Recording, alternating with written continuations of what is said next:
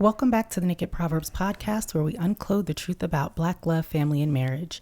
My name is Nik Scott, one of your hosts, and I'm here with my husband.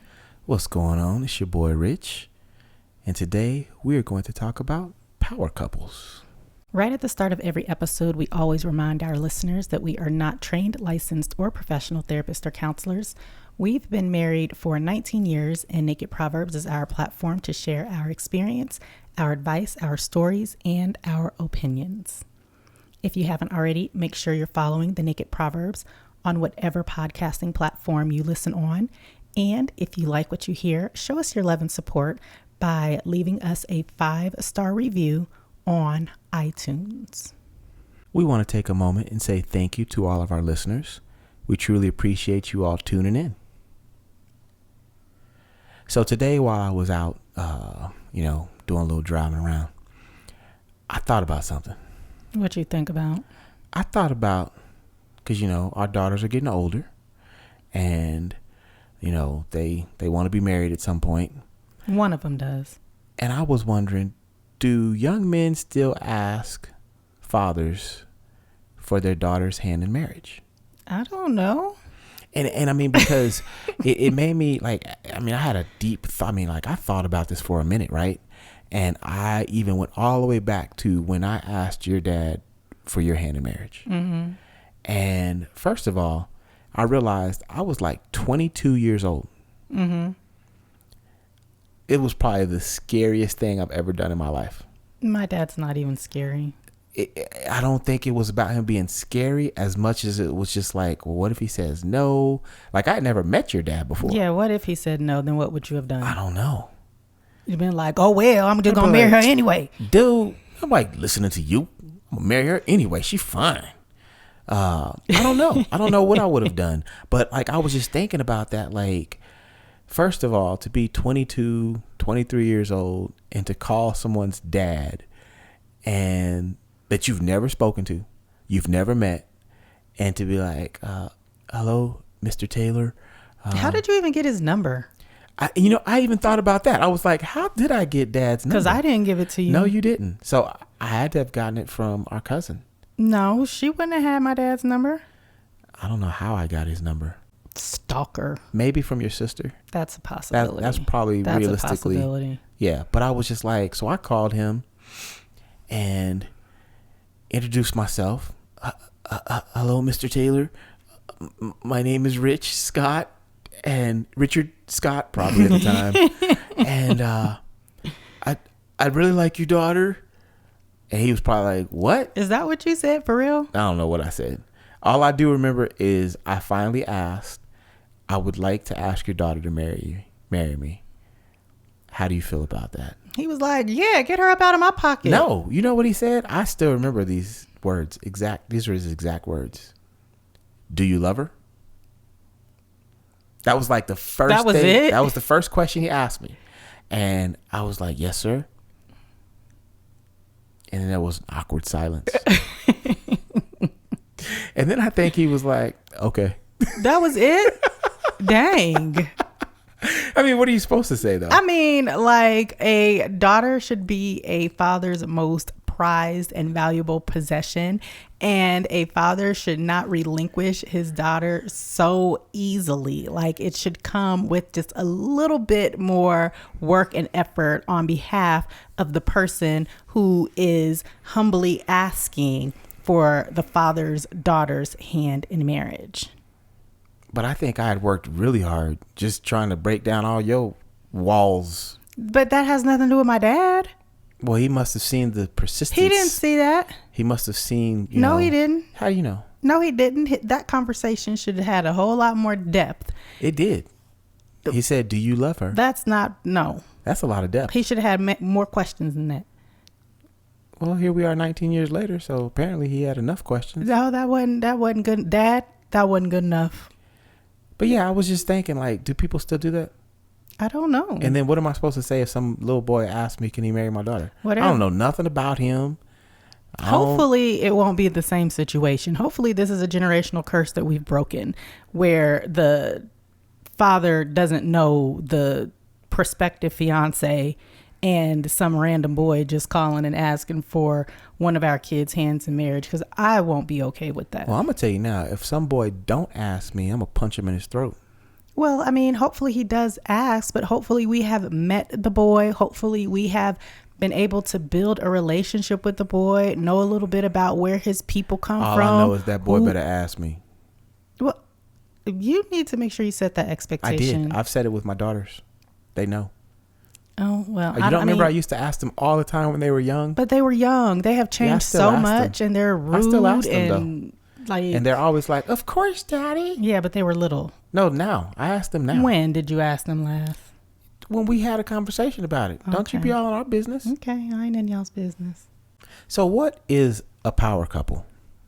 I think people use that word just all the time. Oh, that's a power couple. Oh, they're a power couple. But what the hell is a power couple?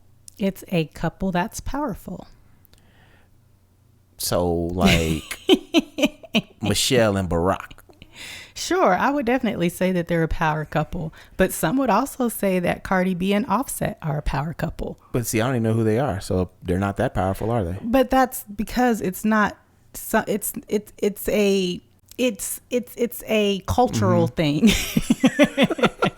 Get it out now. It's, like it's generational. Like different generations are going to look up to different people.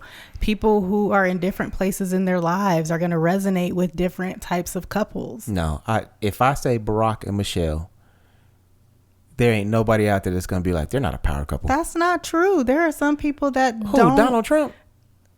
I don't know.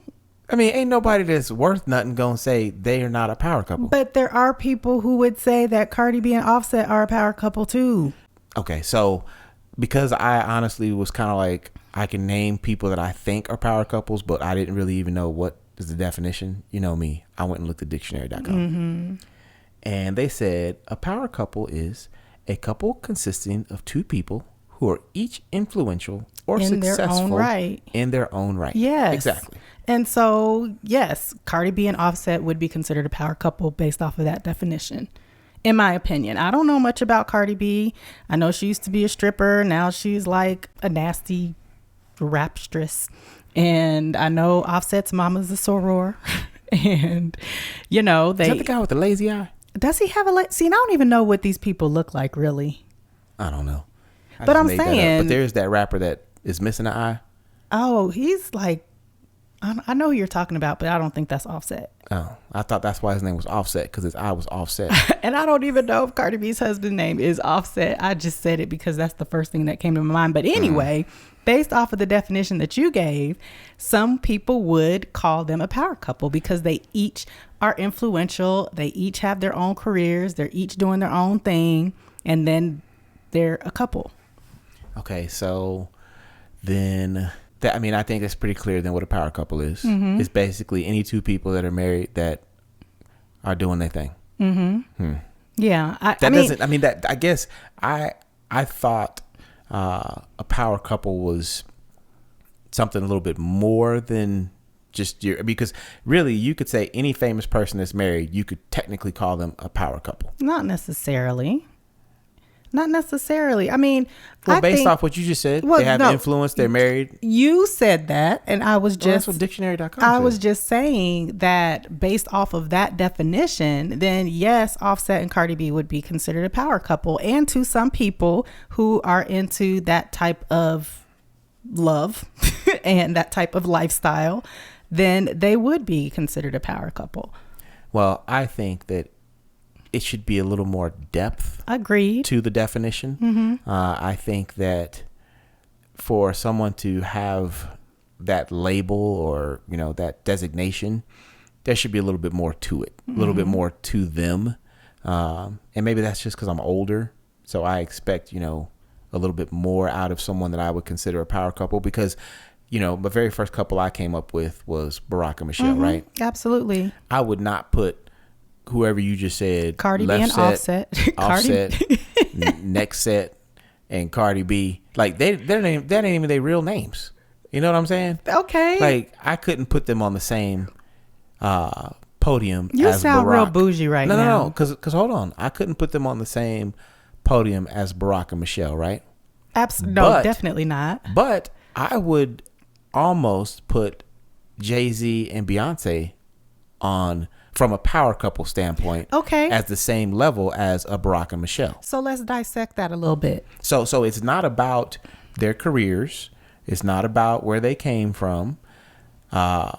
It's not about any of that. I just feel like if you're going to say a power couple, like a couple that is really making moves and doing things, I don't even know who Cardi B and Left Set is. Offset Left is Cardi Set, B's husband. Right Set, Upset. That's what he going to be. And he is a member of the Migos. They ain't even been married for 10 years yet. I don't think they You got to have. get 10 years under your belt, I think, before we can call you a real power couple. Okay. And So now we're setting some that? thresholds. I say that because, especially if you are famous, and that's what your power comes from, is being in the camera's eyesight all the time, then marriages don't last. Most of the time they don't, but I think now we're starting to set some thresholds and put some parameters and boundaries around it. I don't even know how long Jay-Z and them been married though. So well, I think it's more than 10 years. Let's go 7.5. You go, just so I can be safe. You want to make sure that Jay-Z and Beyonce make it in. He got to make the list. They got. Well, I know Jay-Z is your boy. He's my boy. Yes. Hey Jay-Z, I'm trying to meet you. Yeah, Jay. All right, thanks. Hove. Give me a call. Sean. You know my number. You got it. If you don't, look it up. So, okay, married a certain number of years. So you have to be married to be considered a power couple. Well, I think that is an important piece, right? Because you can just get the Queen of England and she partners up with the king of the Middle Eastern. No, whatever. that's not it. No, that ain't happening. And they're both powerful. They're both individuals. But that's not a power couple to me. Like a power couple, because to me, you can look at the surface level stuff of a power couple. You could talk about money, influence. But I think to be a power couple, there's a deeper level of the couple part. Right. Well, and see, and I agree with that, because like when there's $1 billion up in the elevator, shit goes down. I mean, and I think, but that's real, right? To me, that's what a power couple is like, look, you know what? There's some drama. There's some issues sometimes, but that doesn't stop the couple. That doesn't stop us from achieving. That doesn't stop us as a unit from overcoming these obstacles within our marriage or within our individual careers. Like, we still power through this because we are a power couple. We don't just fall apart the first time a wave hits us. So you said something else, another threshold. They collectively should be working towards achieving something. A legacy. A legacy. I like legacy. Okay, so they should be married. They should be married a certain number of years. They should also be working together to achieve or to create and build a legacy. Yes. So then my question is, then does each individual person at that point need to be influential and have their own job and, doing big things individually? Right. Like, does Michelle need to go be vice president or president because of a company or whatever, because Barack was the president of the United States? Right. No. Okay. I think that's part of being a power couple, though, is there are times that I've had to ease back and let you shine. And there are times that you've had to ease back and let me shine, right? And that's what a power couple is like, I'm uplifting and pushing you for you to reach your fullest potential, and vice versa. And I think that when a lot of times people just spit out names, they look at the superficial things. They're looking at, they have a lot of money. And unfortunately in America, if you have a lot of money and you are in the public's eye, you have influence. Like, money brings influence in America. Hopefully. See, I think influence is just one of those things that not everybody has. Nope. And money does not get you influence. I don't think money gives you access to a lot of things, but I don't think money gives you access to influence. As an example, what's his name? Lil Wayne? Yeah. Lil Wayne. You know who he is, right? Yeah. Okay. Yeah. He got tattoos on his face. Yes. Okay. Lil Wayne. He met with President Trump this past week. I believe I saw a photo of that. And he endorsed President Trump. That endorsement means nothing. But it means nothing to you. But I'm saying there are people out there that in 2 days are going to vote for President Trump all because Lil Weezy's said he's a good guy. I don't. And I think that that's what I mean by money can bring influence. He has no influence. If Lil Weezy was just... Why you keep calling him Lil Weezy? Lil Weezy was random Weezy, right? Big cough Weezy.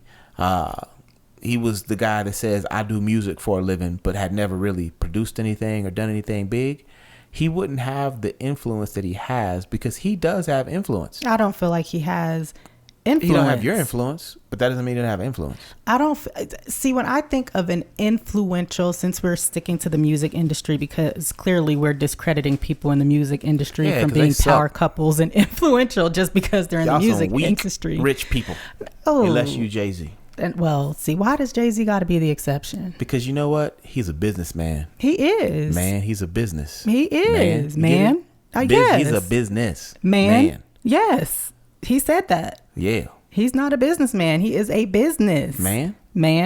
Yes, yeah. And he is.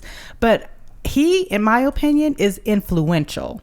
He has influence. Now, if he comes out and says that he's endorsing Donald Trump, then that could really make a big difference. But somebody like Lil Wayne, like you just said, Cardi B and Offset are not on the same level as Jay-Z and Beyonce. Lil Wayne is not on the same level. They're in the same industry and they may have done collaborations together. Who knows? But Lil Wayne and Jay-Z are not the same when it comes to influence. But that doesn't mean he doesn't have influence. Everybody has a certain level of influence. Right. And that's my point. My point is his influence like, you don't see Joe Biden out here like, hey, Lil Weezy. He's like, hey, Barack, I'm gonna need you to go ahead and get this endorsement on and say some stuff. Like, influence has to have some impact on my opportunity to be president, right? Yep. But what I'm saying is just because you don't have the same level of influence doesn't mean that you can't have influence. Everybody has a certain level of influence. And I think that that's a big piece even when we talk about power couples. Because the truth is you could talk about the Webbs here in Colorado, right? Mm-hmm. So we're talking about a power Wilmington, couple. Yeah. Wilma and Wellington. I said Wilmington. That's their name. That's their power couple name. Wilmington. You just made that up? Yeah. Wilma and Wellington. Yes. Webb. Yes. Okay. Very powerful couple. Absolutely. They have influence. They have respect. Uh-huh. I think that's a huge piece that sometimes can get overlooked when you're talking about a power couple is, do people respect them? Do people respect their opinion? Do people, like, does their opinion matter to the point that it could change another person's opinion about something? And so when I think of them, they're influential, but there are people that don't even know who they are necessarily. Right. So I would dare say that a power couple is much like beauty. It's in the eye of the beholder. I don't agree. How can you disagree with that? Because at the end of the day, I think, especially with social media, you have a lot of people that label themselves as power couples. Oh, so you label yourself as a power couple? People do it all the time. So you don't have to wait for somebody to label you as a power couple? I don't know. We're a power couple. You just labeled us as a power couple. Okay. If y'all don't agree, then don't tune in because we're a power couple. Boom. No, I think that, seriously though, that there are people that just label themselves as a power couple because that's the thing to do. It's cute. But they lack those things that we've discussed already. They haven't been married long enough. Or they're not working, or they're not married. They're not working towards achieving or creating or building a legacy. They're not Beyonce or Jay-Z or Barack or Michelle. Or Rich and or Wilmington. What'd you call it? Or Wilmington. There's so many things people just put tags on and throw out there. Mm-hmm. And I think power couple is one of them. It is. And so for me, I think that's kind of why I wanted to talk about this, was because I'm like, well, what does make someone a power couple and why does it even matter? It matters to some people because people need inspirations. Let's face it, Black folks being married to each other is not a thing. Black folks being married to each other and actually having a happy marriage is even less of a thing. Black folks being married to each other and being happy with each other and having longevity is even less of a thing. And building a legacy together. Right. So I think that all those things we mentioned. Right. And I think that it's important for people to have those examples of realistic people that they could be like. So if you live the type of lifestyle like Cardi B and Offset, they very well, besides the fact they haven't been married long enough, but they very well may be a power couple to somebody. And that's why I said power couple is in the eye of the beholder, because for us, we would never, ever look at Cardi B and Offset and be like, oh my gosh, they're such a power couple. You know, I brought it up just to give the contrast between Barack and Michelle. And to me, the whole opposite end of the spectrum is Cardi B and Offset. Yeah, so Offset is not to do with the lazy eye. I know who you're talking about, but he's like an older rapper. What do you mean? Like he's come and gone off the scene. Sticky Fingers got a lazy eye. That ain't who it is, though. That's not who it is. And I would also like to point out, because you quickly said something earlier about power couples going through issues and problems and resolving them together. I would like to just put out there and say, since you put us in the category of power couple, that power couple by no means does it mean and equate to being a perfect couple. A perfect couple does not even exist. I'm gonna need you to get off Google. I was trying to find a dude with the lazy eye. He's a has-been. So he's not a power couple? I don't even think he was a couple. Couple screws short. Mm-hmm. You ain't even hear nothing I just said, did you? Yeah, I did. What'd I say? You were just basically saying that a power couple does not mean a perfect couple, because there's no such thing as a perfect couple. Okay. So see how I can look for the dude with the lazy eye and listen to you? You were listening. I just want to point out that this is the second podcast in a row that you have interrupted the flow with Google. I'm next time you can't even bring your laptop with you. You're just going to have to memorize your notes. No problem. I'll just ask Alexa anything I need to know. She'll just chime in. She'll know. She'll chime into the middle of our podcast. All randomly, like she does. One of my cousins posted a picture the other day, and it was an apple in a mirror. And what you could see in front of you, the person that was not looking in the mirror, was the apple had been bitten. But on the backside that was actually reflecting from the mirror was this perfect red apple. And to me, that is what happens so often in relationships and power couples. You know, you see the shiny red apple on social media. You see what's public. Right. You see what they want you to see. Now, every now and then, you know, when there's $1 billion on the elevator, you know, some things can happen. Shit happens. That maybe they didn't want to be out in public. You know, when you married to Jada, there might be an entanglement. You know, maybe because you know she's always been a hoe. But there might be some issues, right? But to me, a power couple is able to work. Like, name something that Barack and Michelle ever had issue with. Well, if you were paying attention when we went to Becoming, you would have heard her disclose some of that. I might have fell asleep. That was late. I was sleepy. It was late. She was talking. Took forever to get out there. It did take her a minute to get out there. What'd she talk about, though? She talked about some of the problems that her and Barack have had in their marriage. She didn't get too specific about it, but at the end of the day, they decided, because for a power couple, it's not let's solve or resolve our issues to be a power couple. It's let's resolve our issues. Let's solve these problems because we know where we want to be, right? And because let's be honest, if you ask Jay-Z and Beyonce, if you ask Barack and Michelle, if you asked Oprah and Stedman, because they married, y'all just don't know.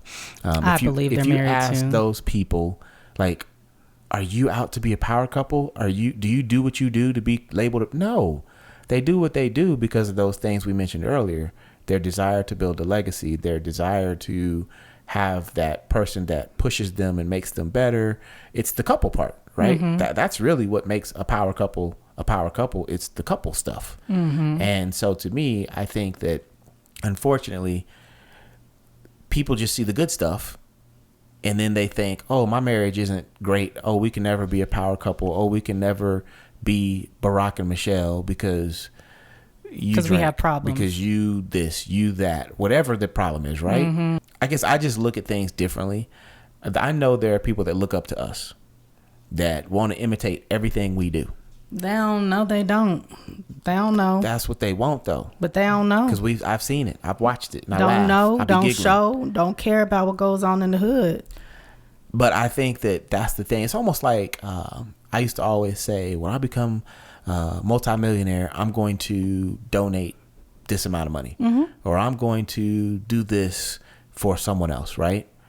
But the truth is, you don't have to be a multimillionaire to donate or to give or to do things for others, right? Mm-hmm. And I think that a lot of times it's the same thing. People think, well, I'm not a power couple, so nobody's looking at me, or I don't have any influence, or no one's looking at our marriage. No one's looking at what we're doing. And that's not really true. I agree. Because there's somebody that is 1 year into this thing that's looking at us at year 19 like, dang.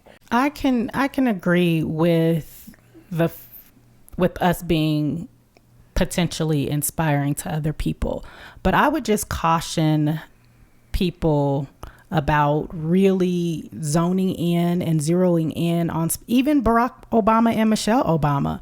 They're not perfect. So understand that even though this couple may be inspiring to you and you might look up to them, and there are certain qualities about their relationship that you seek and would love to have for yourself and in your own relationship, also understand that couple, whoever it is not perfect. Right. They're not perfect. They have issues. We have had, you name it, we've probably been through it. And people don't know that. So it goes back to the apple, what you were describing. It's like, you don't know what's on the other side. You don't know what it has taken for us to get to this place in our marriage. We don't know what Barack and Michelle have gone through. We don't know what Beyonce and Jay-Z have gone through. Well, it was on that elevator that one time. That was the one time. And they also had a third party involved in that. That Becky Solange. With the good hair. Oh, the Becky with the good hair. Who is Becky? Did we ever figure out who Becky was? Some white girl. Well, we know that much. But my point is we don't know everything that goes on in a person's marriage. So then to put this person on a pedestal, and as if these persons on a pedestal, these people on a pedestal as if they're perfect, that I encourage you to exercise caution around that, because there is no perfect couple. There's no perfect couple. We can be happy 99% of the time, but there's 1% of the time where it's just like, right. While there's no perfect couple, I think there are things that you can do to have a better marriage, or to be working towards being a quote unquote power couple, right? One of those things we kind of briefly discussed earlier is, well, who's got to be the lead, or who's got to be the one that's doing the powerful piece, right? And I think that really being a powerful couple means that you support your spouse, whether it's, it doesn't really matter. Is it, do you want to start a new business, or do you want to go back to school, or do you want to, whatever that looks like? What are your dreams? What are your goals? And how does your spouse support that? I think is just as important as some of the other stuff we've talked about, because some of these people never could have reached the levels they've reached in their lives if their spouses didn't support them. That is very, very true. And I would also like to add, because I always like to look out for the wife, the stay-at-home mom, the one who is really holding down and making the things run in the household. I'm always looking out for her, because even though she's not out, bringing in checks and being influential and getting awards or whatever it is that accolades make you powerful, just because she's not doing it does not mean that she's not contributing and holding it down and supporting and holding up and uplifting her husband in the background. And she's a part of that couple. And I think that's so true. I even think of friends that I have that fit that, Yep. I have at least 2 friends for sure that fit that bill that you just described, right? And the husbands have gone out and built these careers and, had won these accolades and made all this money. And the wives have raised the children. And ran the house. I got 3 really good friends I like know that. And several if I people. really stopped, I probably have even more than that. And the interesting thing is I would say each of those relationships are in different places. Now that the kids are gone, now that the kids are independent, I've got one friend who, built his whole career on traveling the world, literally. Sometimes bringing the family with him, sometimes not. And now he's like, it's your world, baby.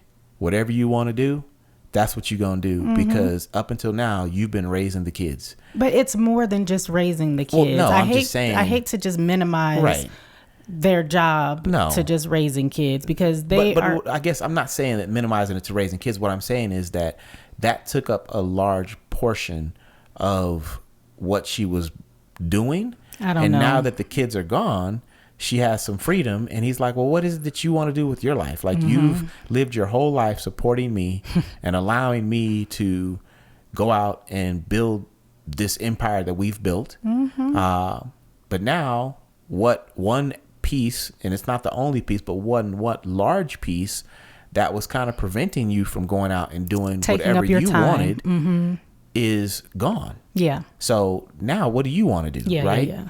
And then I have another one who just recently became, they recently as a couple became children free. And they both don't know what they're doing. They trying to figure it out. Yeah. Right. Which is fair. They're just like, well, we don't even know what right now is supposed to look like. Right. That's fair. Then my third one, like, man, sad. That's all I got to say. Well. So to me, it's understanding that. So which one of those 3 would be the power couple? Number 1, number 2, or number 3? Well, all 3 of them are power couples. In their own ways. That's the key too, though, is you have to know where you want to be if you want to, quote unquote, be a power couple. Well, that goes back to you saying working together to create and build a legacy. You cannot work together and to create and build a legacy if you don't even know what the future looks like. If you can't even picture what it looks like in 20, 30, 40 years from now. So being able to dream together and have mirror images of what your lives are going to be like in an extended amount of time, I think is very important. I'm huge on visualization. So if we were married when we were in our 20s, we're now in our 40s. So over the years, we have spent many hours